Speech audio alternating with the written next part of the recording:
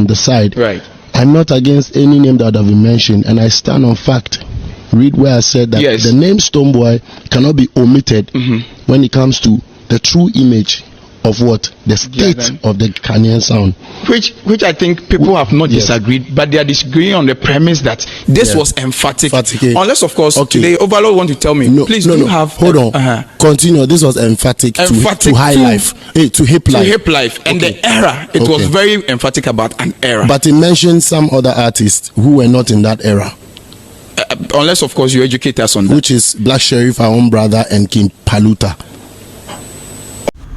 Few days ago, an article was published on Grammy's official website stating 10 artists essential to the Ghanaian Hiplife, including Reggie Roxton, Saga, Misbah, Black Sheriff, Samini, Shatawale, Kimpaluta, Jackie, and more.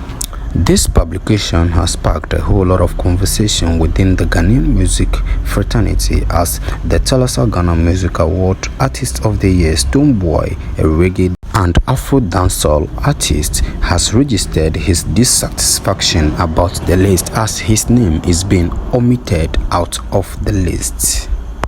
Few days after, he was granted an interview about MC Portfolio, and he has this to say.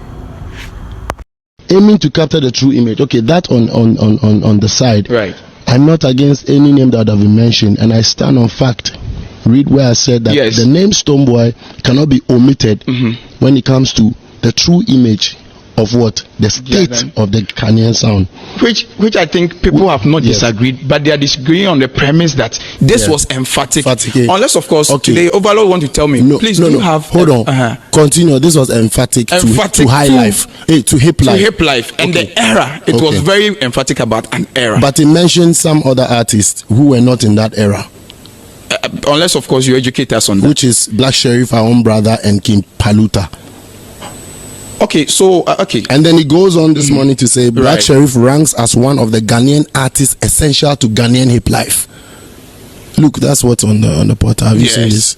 How do you explain that? Okay, so we want to shift away from now. I'm centered on you. I get it. Yes. So I'm centered on the Ghanaian sound. I'm centered on the article being half dosed. TikTok has also expressed his displeasure. Right. And has detailed. Kokese has come to say that if you don't write your own story, so people will carry it from different angles, trying to pin it different ways. I'm grateful that in all humility, we cannot disagree with the fact that this is a very, hardworking guy who is undoubtedly representing and adding to the catalog, the culture of Ghanaian music. So when Livingston says Stonebwoy deserves a mention in such in an article that would represent us on a very international platform, that same platform Stonebwoy has the most articles written about him on Grammy platforms. Check it out. So it's not so that should tell you that it's not the platform, it's not about my name in the platform, but it's about some of the things that we have to stand up for. You understand? Okay, so I have. So what do you make of? For this is an example. I definitely have to state I'm not attacking nobody. No. It's in context to the thing. Black Sheriff ranks as one of the Ghanaian artists essential to Ghanaian Hiplife. I'm confused. And then the details further on in the same. And TikTok says good attempt, but a very poor delivery. Not resourceful enough to be featured on such a credible space. It's like the writer deciding to write about the story of hip hop and R&B, however missing some key and relevant information. I will advise Recruitment Academy to do due diligence, same words I use, to stories like this before publishing them. Right. Since it's of a great importance to the Ghanaian music industry. Right. This even further explains what I'm explaining. Okay. So the reason why I want to omit the TikTok, the fact that now it was emphasizing the fusion of the indigenous sound and dancehall, which is a borrowed culture. And to them, the poster boys at that era that was able to blend them was Shatawale and Samini. That is where we want to center the argument that it was emphatic. What is your position in Hiplife? Because you have always championed an Afro dancehall. The first time I heard Afro dancehall was from you, and that is a part you are chattering. People are of the view that what is your concern with an article that captures Hiplife. But Hiplife is our foundation. Hiplife will pay credits to High Life, and everything that is today must also pay credits to Hiplife. So I definitely draw inspiration. I'm a son of Hiplife till today, but it doesn't change the fact that the article wants to capture the Ghanaian sound.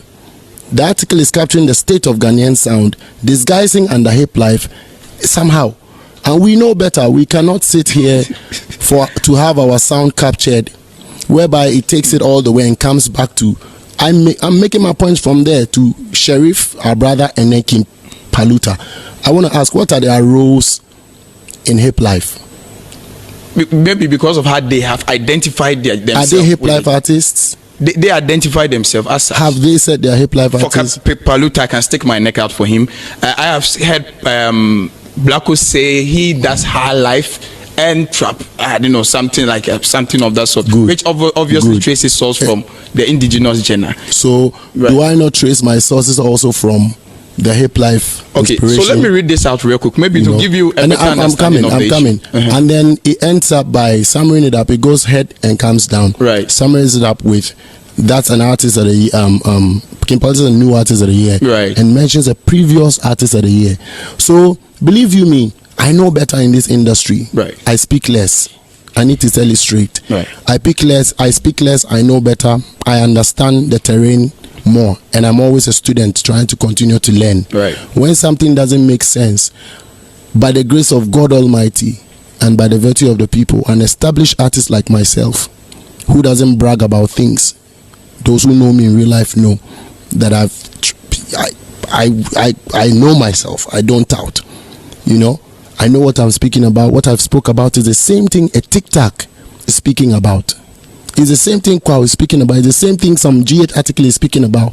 This article has tried but does not capture the full state of the Ghanaian sound. May it not hide under Hiplife to try to coin it in a certain way. Then what is Samini doing in there if their style is contemporary? What is Shatta doing in there if their style is contemporary? What is Sonny Bali doing in there if their style is contemporary? Is my style not contemporary enough to be mentioned as even the current artist of the year? Are we writing in the past? I'm confused. There's a lot of questions I want to ask and I want to know also. Do you get what I'm trying to say? Right. That is what I am standing for on behalf of Stonebwoy, speaking the truth and saying, no, this is the vibe. And out of all the list mentioned, Stonebwoy is one of the ones who have come closest to the Grammys many times. Yes, certainly. So what will be the curse or the harm here if that writer finds a way to acknowledge our current artist of the year, so that still continues to represent a certain pie, a certain piece of the Ghanaian industry? You can disagree all you want, but I'm being honest with you. It is not about articles being written on Stonebwoy. Stonebwoy undoubtedly has it's been written about mostly on international platforms. In that list mentioned, Stonebwoy is one of the names that has gotten so much international write-ups. So what would it be? Is it that I want more write-up, or no? I am here at this time, like you said, as an institution, a young institution at that. I have to lend my voice to stuff